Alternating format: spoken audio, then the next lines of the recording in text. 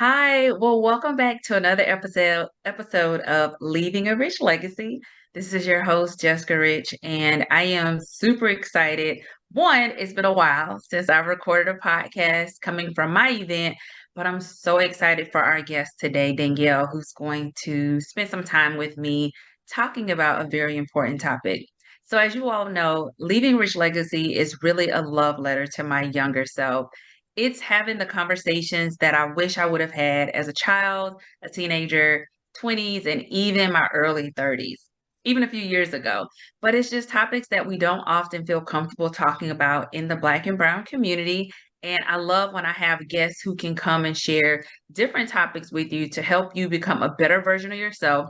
But I also learned something as well that really impacts me. So, super excited to have Danielle joining us. Thank you for being here. So excited to be here. So Danielle, I'll start off with just tell us a little bit about yourself. Who is Danielle? Okay. So, um, my title, I'm the empty cup life coach. And but before I got to coaching, I am a girl who grew up with a single mom who went through tons of adversity and trauma, who worked her way up out of that traumatic life into one that was just looked at as desirable. And I hit a lot of really beautiful metrics. I broke a lot of generational curses, the first to graduate from college, the first to do this, the first to do that. But along the lines, I really developed this really masculine edge of protection as I made my way through. And I've had a few things in life that have been pretty jolting that caused me to reevaluate and think about those things, which ultimately brought me to my journey now to offer a pathway for other women. But I think about it in terms of this girl who came from like this very traumatic experience to one that now gets to reside in freedom. And that space in between is one that I love talking about and sharing because my story is not really different from a lot of people. Okay.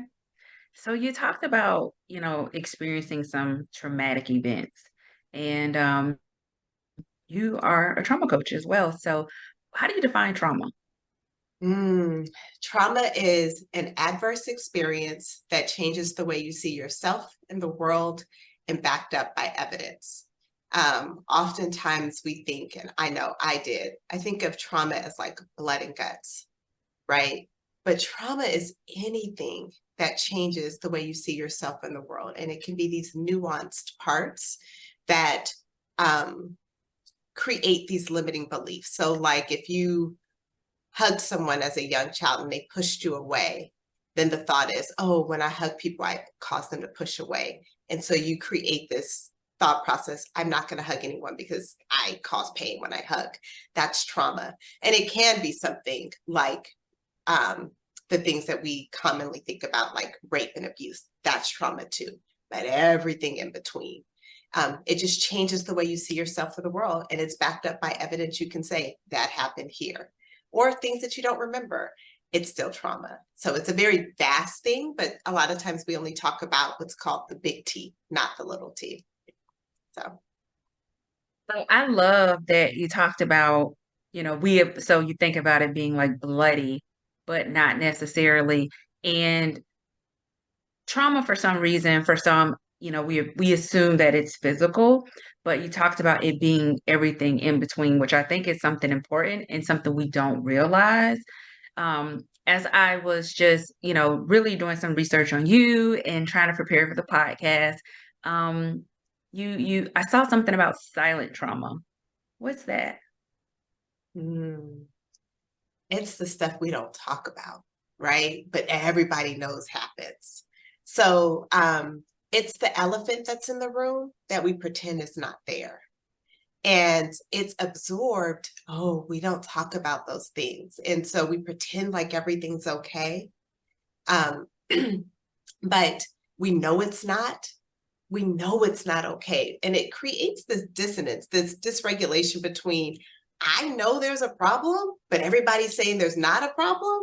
So I'm guessing there's not a problem, but I know there's a problem. Right. And so that's and silent trauma is passed down generations to generations. It's becomes embedded in our DNA. We don't talk about those things. We don't talk about it. And so, but we still are feeling the effects of what's happening. But it almost makes it feel like we're crazy because we're like, I can see this, I can feel it happening, but we don't talk about it. So it's not happening. It's almost like gaslighting yourself. Um, and it's something that I love breaking. Talk about it.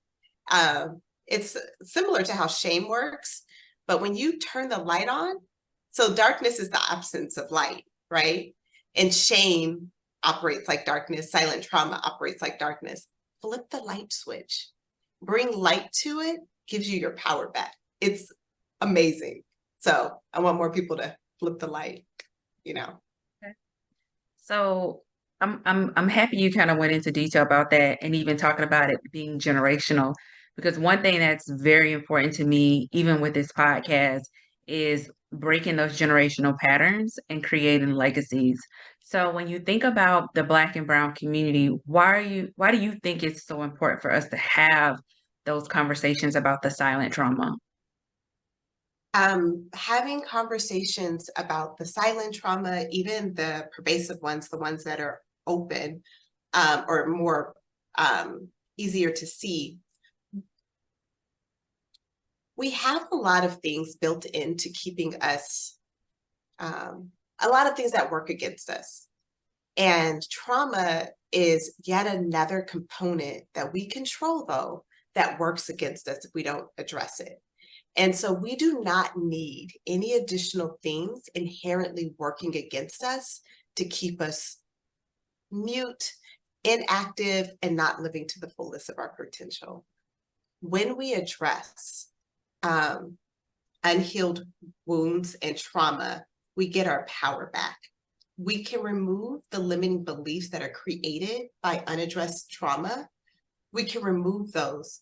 When we start to remove them, we shine brighter, right? Because we're a bright star, just as we are, right? But we're covered by all the muck, all the stuff.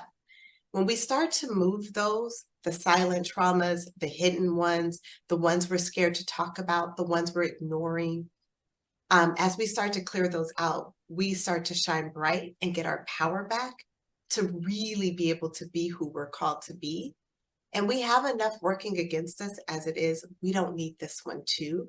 This one we have complete control. We have control over the other ones too, even if we don't think so. I think it's still a thought error, but these, we have complete control. So being able to harness the power of taking control over it will change our generational fabric.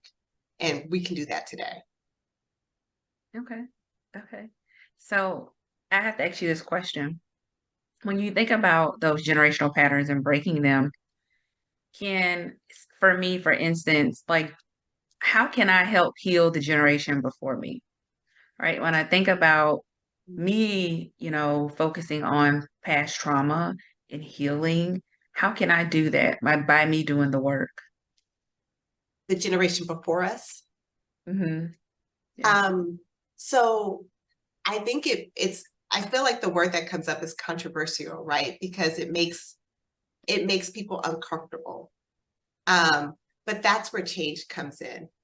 And as being a leader and being able to show the benefits and the freedom, it will inspire the generation before. So like personally, my family is from the South and we don't talk about things.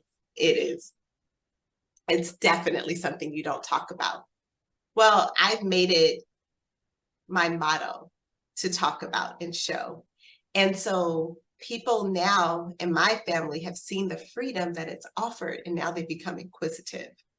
Now they become interested because they don't have access to the same freedom. When you have these secrets, you have to keep having these secrets. You have to Mm. keep doing what it takes to maintain. You have to um, not show up in certain ways. You have to put on certain demeanors. You have to do certain things to continue to cover for these. When you have access to living in freedom, it's contagious. And the thought of it is like, well, how do you have access to that? What was that? And what did that take? And so then these questions start coming up, and then you can have the conversations around how you can unlock the door of the generation before you and the generation after you, right? I call it pulling the emergency stop button. It stops here, but it does take courage, undoubtedly. But that freedom comes with a scent, and it shines bright. So people become very inquisitive. Okay. Yeah, I can agree with that. As you do the work, as I do the work, I should say, I do feel like my parents are asking questions because although we're on different paths, right? But they can see it in me and they want to know, like, what are you doing? How are those results? And I do think it's an opportunity to help them heal as well. So I had to touch on that. You mentioned freedom and you discovered freedom, and that was I won't say it was a breakthrough for you, but I heard you talk about it on a podcast, like the moment you discovered freedom. So what did that look like, and what did that feel like for you? So my definition is not allowing circumstances, right? All the things that happen around us to dictate how you're going to feel. Life is going to life, and it's going to offer you the diversity. Within that diversity of life, some things you're going to like and some things you're not going to like. But you get to control how you feel about the things you like and what you don't like. And having control over your freedom and not allowing circumstances to control it. I'm sorry, having control over your feelings and not allowing your circumstances to dictate your feelings, that's freedom. Because if you think I can only be happy when things are going my way, right? Like the diversity of life, you're going to have things that don't go your way, things that don't feel good, things that are categorized as bad. And then if you think I have to have a corresponding bad feeling from that, then you're controlled by the outside, which I call victimhood. If you're controlled by your external experiences, that's victimhood versus being in control by your internal, that's empowerment. That's also where you get your freedom. And so knowing you get a choice, that unlocked a limitless like possibility for me. And when I got a hold of it, I was like, shoot, other people need to know about this. Like our external circumstances don't determine if life is good or bad for us. We still get to determine how we feel about that. And being one of the other ways to be able to do that is if your cups are filled, to even have enough strength to not allow your external circumstances, because otherwise you're just like a ship on a crazy ocean. Like, no, I want to be able to have peace and comfort and access to love and joy while life is lifing. And that's freedom. And so that feels like, it just feels like, does anybody know about this? Let me tell everybody, because I love having access to that. And so it's changed my life. Okay. When you think about your coaching, and you mentioned about our cup being full, and the self-care saying is, you can't pour from an empty cup. And you surely want to make sure that you are filling your own cup, and whatever pours over is for others. So with your coaching and just your clients, why is it so important to focus on our cup? So I'm a mom and I have four amazing humans that I get to um, oversee and help be a conduit for their growth and things. So inherently, along with being a business owner and a mom, I have all kinds of components that are pulling from me all the time. Previously, I thought it was selfish to prioritize myself. I grew up very specifically being told, you need to give to your children, they're your number one priority, you come after, deal with your future after, you no longer get to do. This was the rhetoric that was told. And I was a snappy, like very brittle mother, you know what I mean, at a point. And even the concept of put your mask on first before you put it on your kids, I was like, I would never do that. I'm absolutely putting it on my kids first. That's crazy.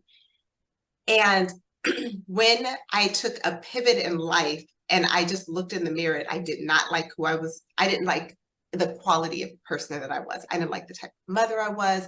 I didn't like the type of human I was. And as I did an inventory, I realized I am running on empty. I don't have anything of quality to give to anybody. When I started to fill my cup up, the type of mother, I saw it first with in my immediate home. The type of mother I was so much more potent. It was so much more kind, loving, and caring. All of the things I wanted to be, but I couldn't be when I was empty.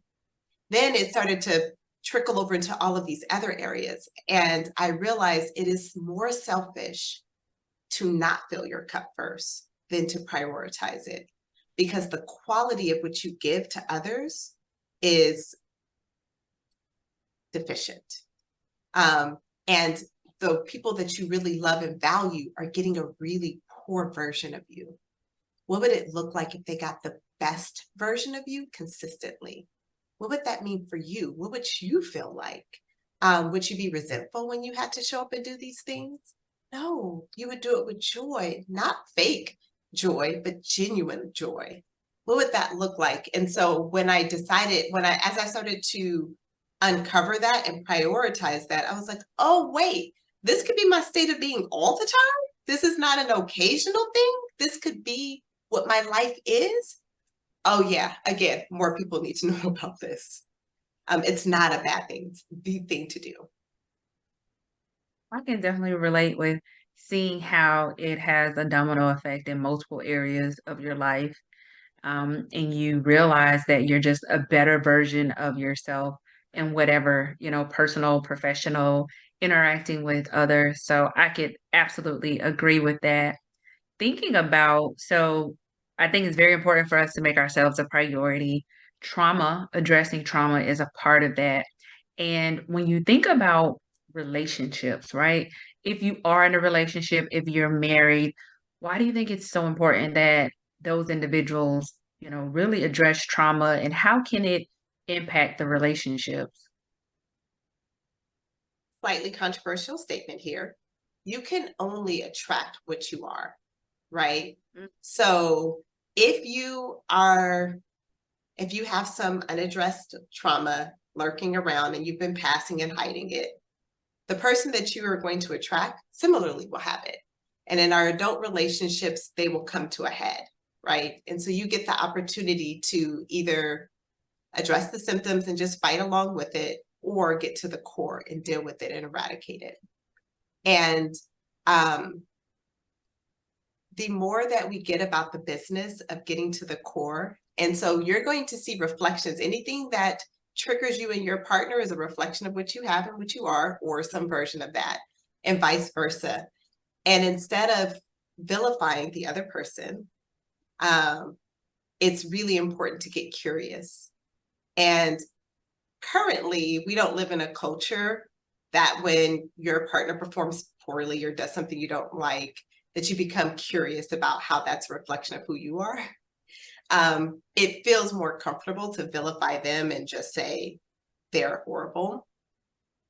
But it really is, you can't attract anything different than what you are. So it's going to attract, maybe it might be in an opposite forum, but you're going to attract the person who's at the same level you are. And so instead of being defensive about it, being curious and getting about the business of uncovering what that really is trying to tell you, is mutually beneficial. It's beneficial for the unionship of your relationship, but it's beneficial for everybody around you. It's beneficial if you guys have children together, or even in your community. It really does impact everybody if you get about the business of understanding that this person is a teacher for you and that you get to learn, even if it comes in a negative package. So Would you say some of that is also trauma bonding with those absolutely. individuals who, okay, you track what you are. So for the individuals who are single, and are, wanting to work on themselves or along that journey, is there any advice that you have for them who may be afraid to tackle trauma, or are curious? Listen, being afraid to tackle it is normal. Like nothing has gone wrong. It's a scary thing to tackle. Like I don't want the misconception that this is like unicorns and rainbows and the thing to do. I know for me, it was very because I didn't think I was seeing any immediate symptoms. I didn't think it was necessary. I also had a what I would call a maladaptive coping mechanism that wasn't helpful. I had no memory of my childhood. I still don't have a lot of memory of my childhood. So I thought that was the best way to deal with it. I was like, great, I don't have any memory and I'm fine and I'm being productive in society. Things are good. But I didn't have a way to move it out of my body. So it's the least effective way of coping with it. So I say that to say dealing with trauma is scary. It is more impactful though. You will stop the repeated cycles by doing so. You don't have to be partnered in order to deal with it. When you become curious and inquisitive, everybody around you is a guide to helping you get to where you need to be. Your family, your friends, your work relationships, you don't need to be partnered in order to start to uncover this work. And if you are a partner, it's kind of like a really fast track way of getting there, but you can get there everywhere and through all of these people. Anybody who triggers you, that's a really great starting point, because a trigger is a guide to an open wound. So if you're easily triggered on the road, or if there's someone at work, or if there's a friend or a family member, your mother is the one, whomever, become curious because it'll stop the cycle. The longer you keep it unaddressed, it's like an infection. It will get worse. It will become rancid. It will start to smell. It will infiltrate all parts of your body and it will kill you. And so if you don't address it, it doesn't go away. It just starts to morph. It shows up in different ways. It can show up as autoimmune diseases. It can show up all throughout your body in different ways. So it is scary. Filling up your cup gives you the ammunition and the energy to be able to do it, but it is worth it. And literal freedom and ultimate living in your purpose is on the other side of it. And the sooner you start, the sooner you get to accessing freedom and joy on a consistent basis. And it's absolutely worth it. So scary. I don't want to give the misconception that it's not scary. It's scary and it's uncomfortable and some moments can be hard, but it's worth it. You're right. I'm glad you touched on the fact that sometimes healing and, really, really putting that mirror to your face and saying, like, this is what I need to work on. These are the triggers and trauma that I've experienced. It's not easy. Some days are great, some months are great. And then you go through that roller coaster, you're like, what is going on? So I definitely agree with that. And I'm happy you spoke on just how it could affect your body because, you talked about not remembering some of your childhood. And I often refer to the book The Body Keeps the Score because even though you don't even know that you could be reliving those experiences or the trauma or it's showing up in some way, you absolutely could. So it's important for you to want to tackle that and understand, especially if it's showing up, like you said, in relationships, in the workplace, it's everything triggering you and really, really being okay with acknowledging your triggers and knowing it's not a bad thing, right? It's just something that you have to address and then you know how to respond in the future.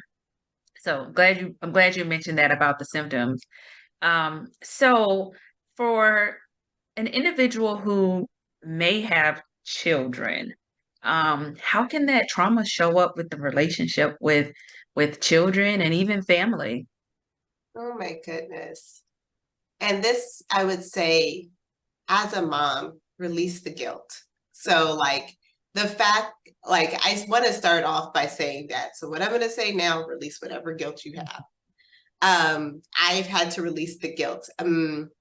There's intrauterine trauma that's transferred through your body, like while you're carrying your babies. Or baby, I'm thinking babies. I have a set of twins. And when I carried my twins, they experienced intrauterine trauma. It was a very traumatic pregnancy. I wasn't necessarily trying to have another pregnancy, let alone twins. So there was a lot of anger and resentment and being unsure of what was happening. And that energy, I know I passed towards into my children. And so there was a lot of guilt there about, oh my gosh, I've created this environment for them. The way that all of your unaddressed and unhealed trauma will show up in the way you parent your children. One of my wake-up calls, one of my sons, my first son was 4, and he says, "Mommy, you're scaring me."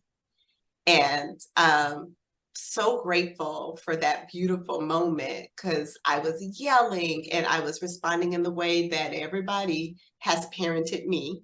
And I was responding the same way to my children. And he had enough courage to be able to say, "Mommy, you're scaring me." And I was like, huh, it's interesting. Do I want to be like, is that the identity that I want? And who would I need to become if I wasn't parenting by fear? Like, who would I want to become? What would I have to give and what would I have to change, right? What would I need to clean up and heal?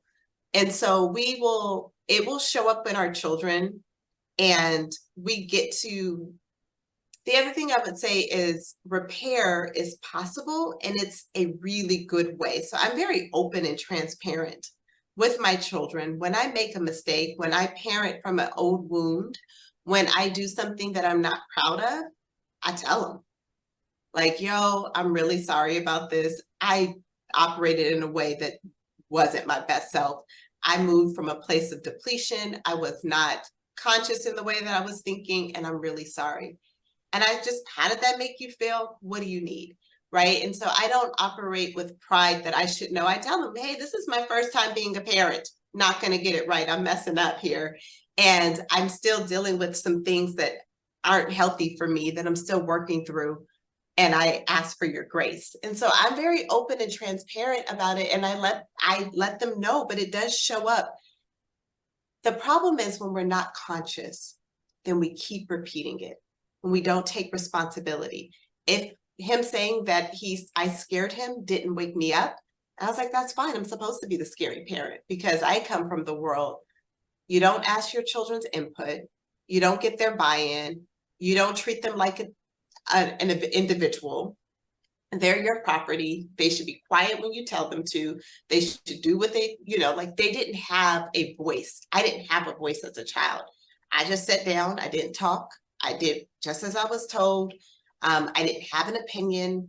And that's not the identity of a parent that I want. So I had to break up with an identity that was passed down to me. And I had to rewrite the playbook for who I wanted to be.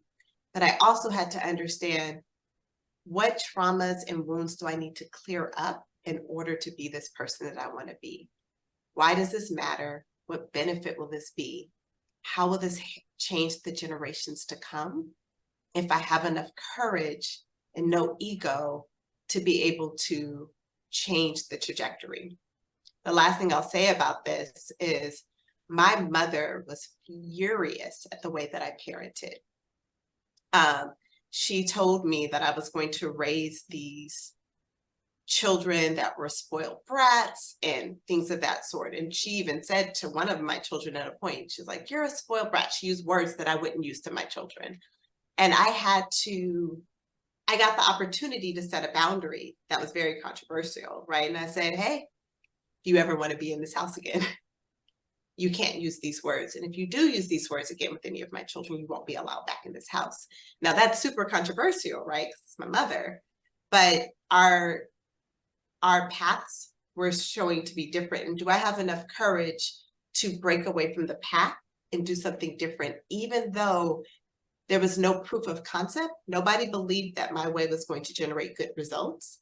It was very different from the way that the generations before had done. And it shined a light on them that they might not have done it well and what my opinion of them would be. And I had to still be okay to do it so that I can give the next generation a different chance. I'm not perfect. Nobody's looking for perfect. I'm still a whole human on this journey, but I'm at least conscious and aware. And passing that consciousness and aware down, I think, is access to freedom for them as well. That's really good, being that you have that awareness. That when you were sharing that response, the whole time I was thinking like you were really, really aware. Not that this is your first time that you're a parent and you need grace, but the fact that you want to do it differently. And I love to hear parents who are aware of like, I got an opportunity to do things differently from what, not to say you didn't turn out great, right? But there are things that could have been done differently, and it can be a direct result of you being aware and addressing your trauma and your triggers. And sometimes we have to set those boundaries. So I have to ask you, for the individuals who now we're ready to, face the trauma, and we're curious and we're ready to do the work, there may have to be some boundaries that we have to set in place, because people are not going to understand that. So, what would you say to the individual who is starting this journey, but now they have to deal with others and maybe family, right? That don't understand, and now it's time to put some boundaries in place. Okay, so my definition of boundaries are helping the people you love you better, right? So it's not about you can't do this, you can't do that, right? And this is my wall. It's about the fact that I want you close to me and I want you to be able to love me better and for me to love you better. And here are some of the guidelines that would help me to feel loved more. And I would love to be able to know how to love you better. Right. And so I think when we think about it from that term standpoint, it's not so, sometimes there are some things. So like in order, if I use the one with my mother, in order for us to access love better, these are the rules inside this house of how we speak to one another. And if that's outside of what you feel comfortable doing, that's okay. You just can't do it here. Because in this space, this is how we show love and this is how we get access to it. And this is important. This is our conduit. You don't have to do it because you're free and autonomous as well. But if we are going to be together, if you're going to be inside of this space, this is the way we do it. And I think it can be scary, but when I have my clients frame it from, I want to be able to love you better. And I want you to be able to love me better. And I now know a way to do that. Are you interested? And that's okay if you're not, but then you'll have to be here in this area. Because the way to love me and be here, we have to do it this way. What are your thoughts? And so I think it usually gets a better response when the objective is to love each other better and to be closer to one another versus if you don't do what I need you to do, you're going to be over there. It gets a different response. People become more curious. Well, like, okay, I want to love you better too. Wait, okay, so you want me to do this? Oh, this will help me love you better? Okay, I'm interested. Or nope, that's outside, no problem. So in this area, you'll be there, I'll be here. And then we can come back together at a different place. Or maybe not at all, depending on what that looks like. If the other person's not interested in showing love that way, that's okay. We have to just redefine a relationship.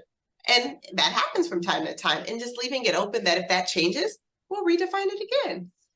But finding ways to, I think, prefacing it by how do we love each other better versus this is my new rules and you're going to be over there, generates a different response. So I have to go back to something you said earlier. You talked about your trauma, and I may be wording this incorrectly, but kind of affecting your masculinity. And, when I think about social media and podcasts, and I've had conversations about femininity because I thought I had to learn that as I healed, I became a softer version of Jessica. So when you mentioned early masculinity. How can trauma affect masculine energy for women specifically? Like, how can that show up? Ooh, Lord have mercy. So I didn't feel safe as a child.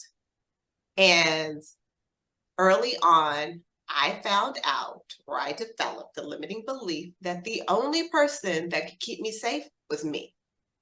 And so as I started to understand that, I created a thicker and thicker and thicker wall on I'm for sure gonna keep myself safe. If nobody else is gonna keep me safe, I'm gonna keep me safe. I'm gonna do this. I'm gonna make sure I do this, and I'm gonna do this, and I'm gonna keep myself safe because nobody else can keep me safe. So this is the soundtrack that's running. There was evidence to prove it at the time. I never checked in to understand if that evidence is still true. I just carried that evidence I developed at 12 and kept it all the way. I got accolades. The type A overachiever, I was making moves. I was very well accomplished. So I was getting accolades for this new defensive mechanism. I developed a lack of respect for men, and I put myself on higher esteem, and I was just moving through this world, and nobody told me it was a problem. So this was like praise. So I didn't think it was a problem until exhaustion set in. And I couldn't understand like why I couldn't recover. And when I started to dig deeper, I realized I was working outside of what I was called to be. And I was like, well, no, I was born this way. I am a type A masculine. And I was like, well, what if that's not true? What if that is a limiting belief that I developed at 12 and that I cultivated over this time, but that's not who it would be? What am I hiding from? Well, I realized I'm hiding from people not showing up and people letting me down. I didn't want to let anybody in because what if you say you're going to do it and you don't do it? And I feel that pain because I know that that was a pain I was never going to feel again. The fact that you can let me down, so nobody can get close enough to let me down. And so I had all of these protective mechanisms. So hiding behind your masculinity and not allowing that feminine essence to be a priority in any way is a way of protection. I didn't have to let anyone get close or do anything. When I needed help and nobody helped me, I realized people were too scared to help me. I had made it very clear, you can't help me. I don't need your help. And so then I'm like, why is no one helping me? And then I looked, I said, oh, I have a I have a whole soundtrack for this. Nobody can get close to me. When I started to become safe enough with myself to know, Danielle, you can trust the people. You have developed and cultivated people who love you. You can trust the people in your life. You can be powerful in your femininity. You can. And when I started to lower the walls and feeling so exposed, I understood how much protection, how many layers of protection I had with sitting in my femininity. The DISC assessment, I had taken that so long ago, and I recently was asked to take it again. I said, I don't need to take it. I know what I am. I'm a DI, but I'm not any longer. When I took the assessment, my primary skill is an I, which is relational. And I didn't even realize how many things have started to, I kept the old identity that I'm this dominant, take charge person, because it was my overarching identity for so long. But recently, as I've taken some of these personality tests and done all of these things and have allowed my femininity to take charge and take precedence, I realize how much have changed, but it does leave you feeling very naked and exposed initially. And that naked and exposed feels like I could die, someone can kill me. And I said I would never allow that to happen again.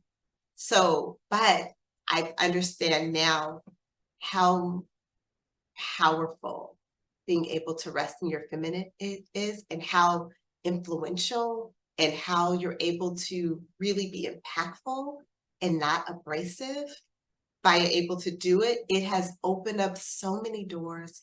It has allowed my shoulders to release and go down. It has allowed the tension to leave my neck and my back. And I've been able to be so much softer, but still efficient, because I don't have all this armor that I have to carry all the time. And I didn't know it was armor. I thought it was just who I was. It wasn't until I started taking it off and I was like, shoot, I'm out here by myself without anything to protect me. That I knew, oh, I've been hiding. And praised for hiding. Praised. I was highly praised for how efficient I was. I'm still efficient, I by the love way.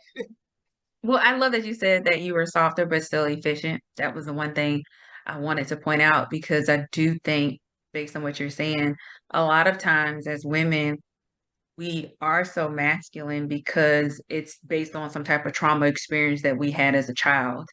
And we just carry that forward.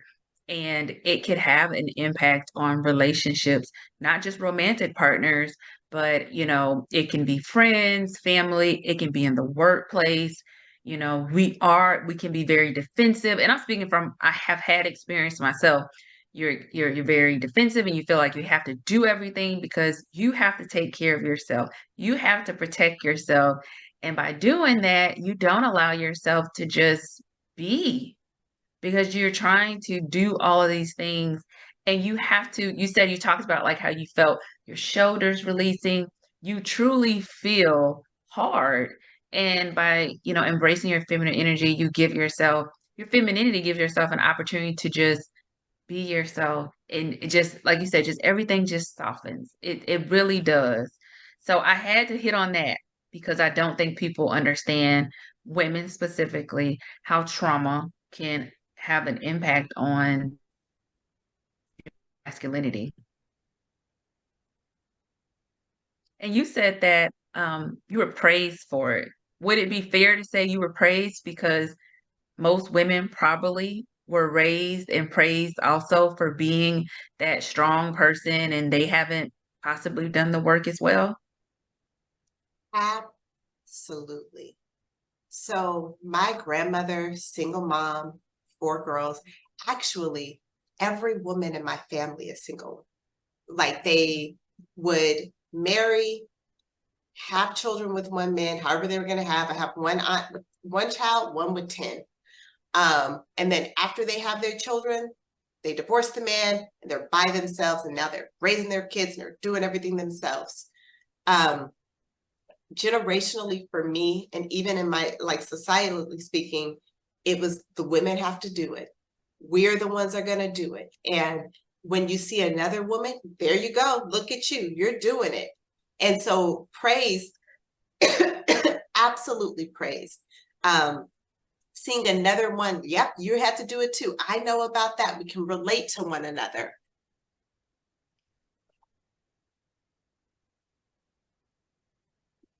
What I also,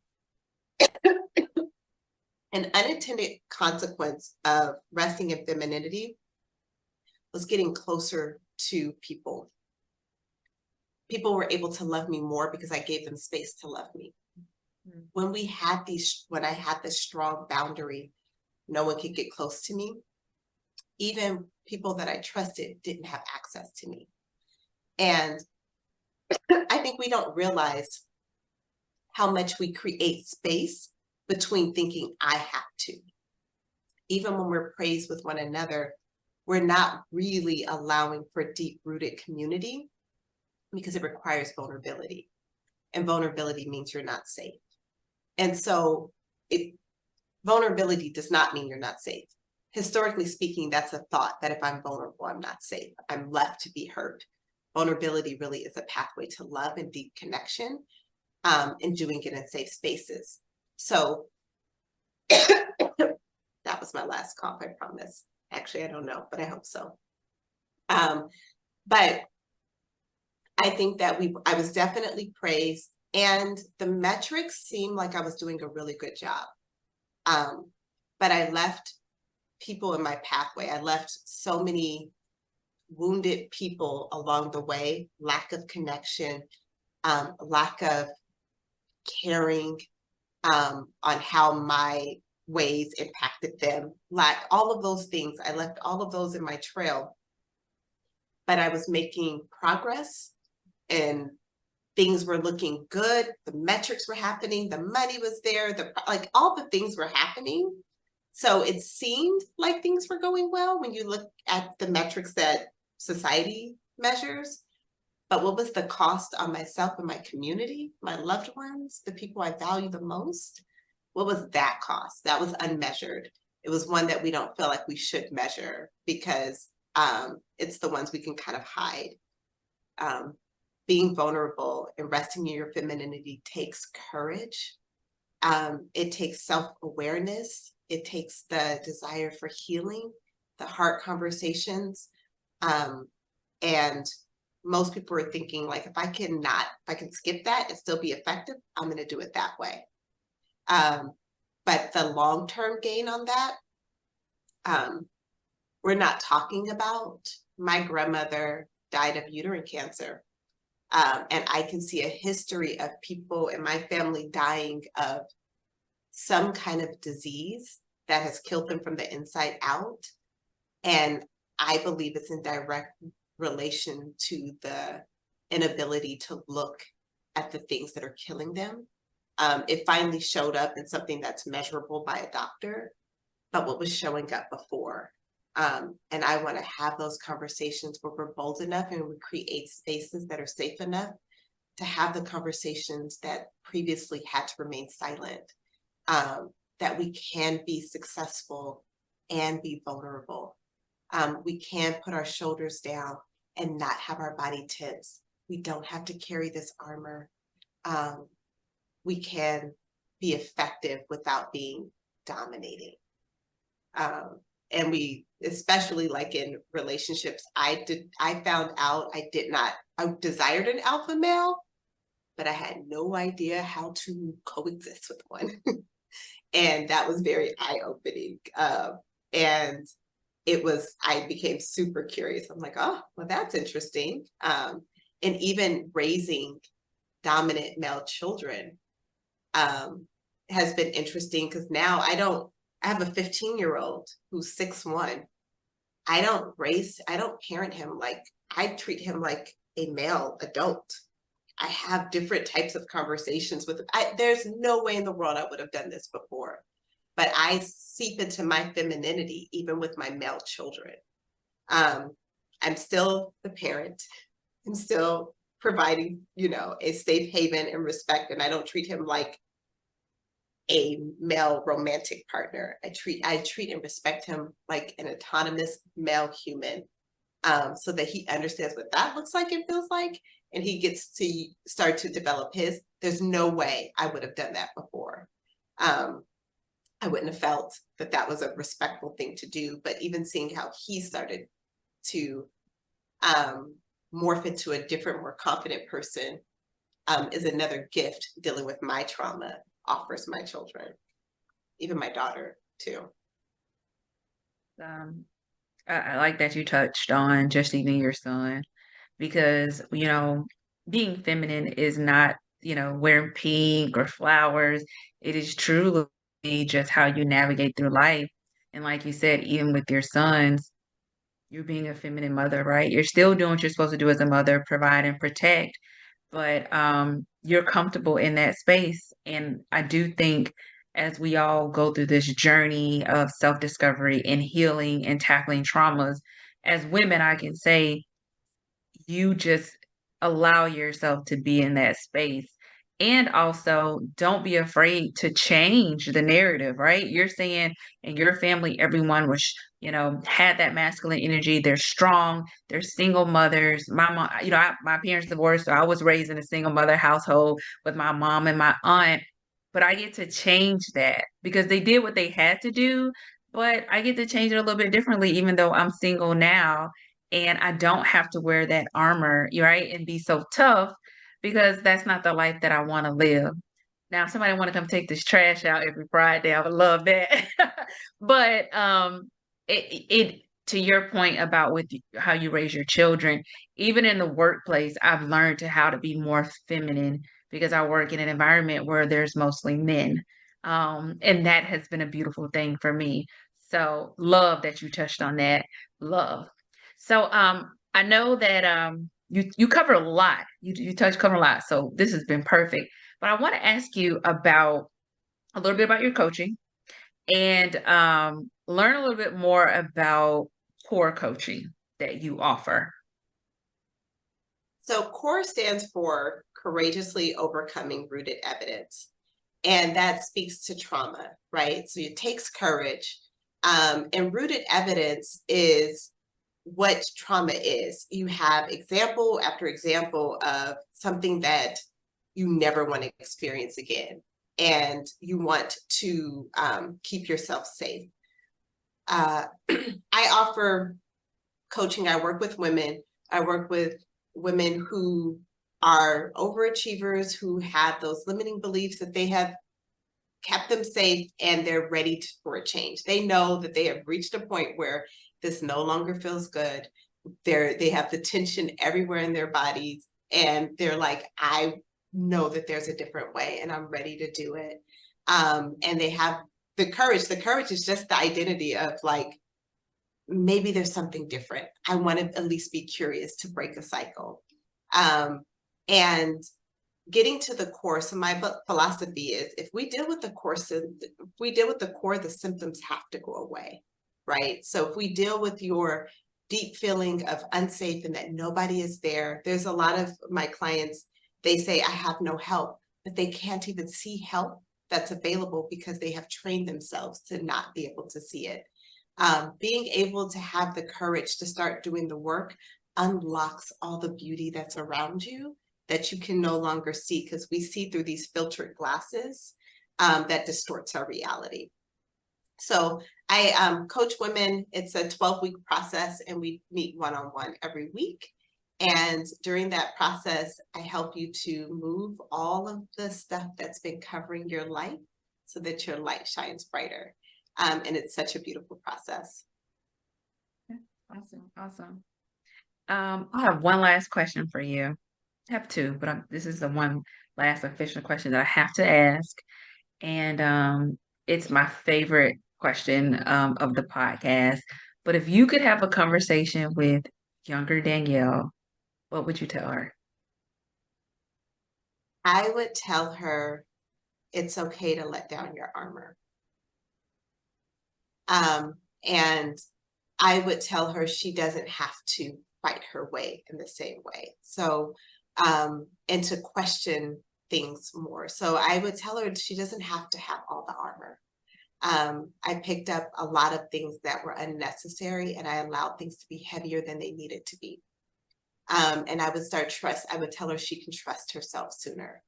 Um, and so those are the things that I would tell her. And she doesn't have to earn love, that she's worthy of it. She doesn't have to earn it. I love that last part. Yeah. I love it. Yeah. I love it. Well, Danielle, thank you so much for just sharing about yourself, your experiences, how important trauma is, and the opportunity for us to break generational patterns. But how can people find you? Like, how can they connect with you, through your different platforms? Absolutely. So Danielle Nicole Life Coach is where you can go. So you can go to DanielleNicoleLifeCoach.com. You can go to Danielle Nicole Life Coach on Instagram. Those are the primary ways. You can email me. Purpose at Danielle Nicole Life Coach are the easiest ways to get in contact with me. And I'd love to hear from anybody who is ready to courageously overcome their rooted evidence. Yes. Well, I thank you again. Me doing my own work, I understand how trauma and triggers really, really impacted me over 20 years. And being able to find that freedom has really helped me to really step into my purpose and be able to do this podcast and to pour into others. So, for anyone who is ready to take that journey, or if you're curious, reach out to Danielle to start and learn more. So thank you so much for joining me, Danielle. And I look forward to working with you again in the future. Thank Absolutely. you. Thank you. Bye.